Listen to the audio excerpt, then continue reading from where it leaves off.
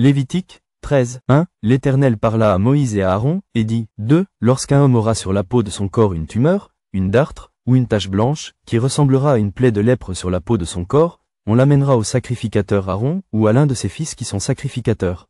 3. Le sacrificateur examinera la plaie qui est sur la peau du corps. Si le poil de la plaie est devenu blanc, et que la plaie paraisse plus profonde que la peau du corps, c'est une plaie de lèpre. Le sacrificateur qui aura fait l'examen déclarera cet homme impur. 4. S'il y a sur la peau du corps une tache blanche qui ne paraisse pas plus profonde que la peau, et que le poil ne soit pas devenu blanc, le sacrificateur enfermera pendant 7 jours celui qui a la plaie.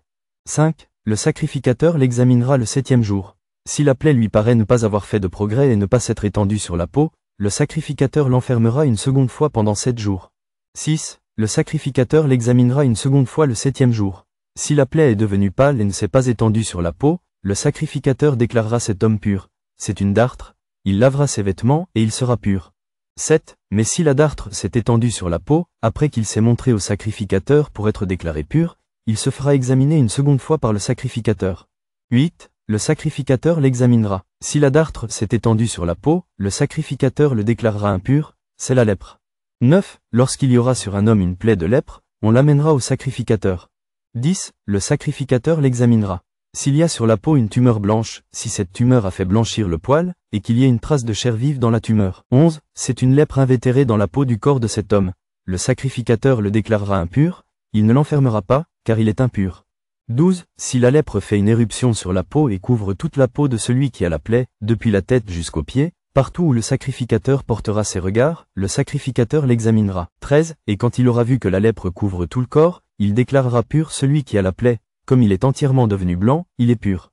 14. Mais le jour où l'on apercevra en lui de la chair vive, il sera impur. 15. Quand le sacrificateur aura vu la chair vive, il le déclarera impur. La chair vive est impure, c'est la lèpre.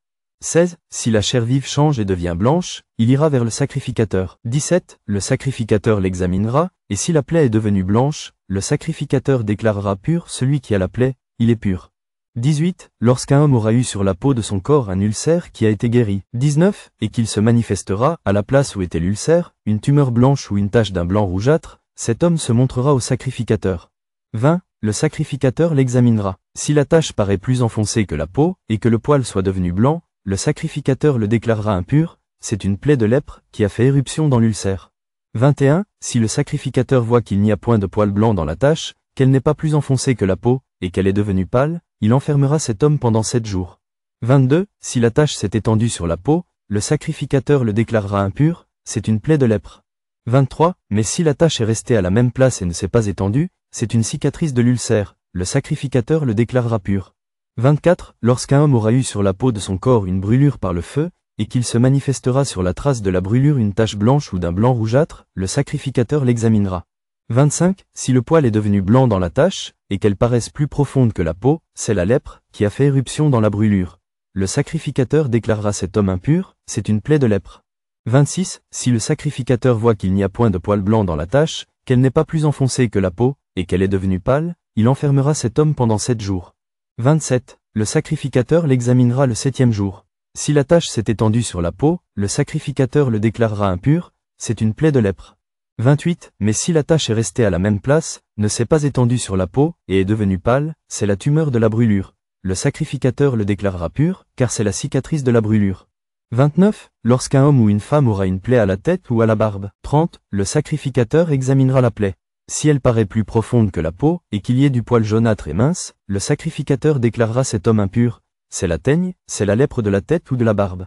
31. Si le sacrificateur voit que la plaie de la teigne ne paraît pas plus profonde que la peau, et qu'il n'y a point de poil noir, il enferma pendant 7 jours celui qui a la plaie de la teigne. 32. Le sacrificateur examinera la plaie le 7e jour. Si la teigne ne s'est pas étendue, s'il n'y a point de poil jaunâtre, et si elle ne paraît pas plus profonde que la peau. 33. Celui qui a la teigne se rasera, mais il ne rasera point la place où est la teigne. Et le sacrificateur l'enfermera une seconde fois pendant 7 jours. 34. Le sacrificateur examinera la teigne le 7e jour. Si la teigne ne s'est pas étendue sur la peau, et si elle ne paraît pas plus profonde que la peau, le sacrificateur le déclarera pur. Il lavera ses vêtements et il sera pur. 35. Mais si la teigne s'est étendue sur la peau, après qu'il a été déclaré pur, le sacrificateur l'examinera. 36. Et si la teigne s'est étendue sur la peau, le sacrificateur n'aura pas à rechercher s'il y a du poil jaunâtre, il est impur. 37. Si la teigne lui paraît ne pas avoir fait de progrès, et qu'il y ait cru du poil noir, la teigne est guérie, il est pur, et le sacrificateur le déclarera pur.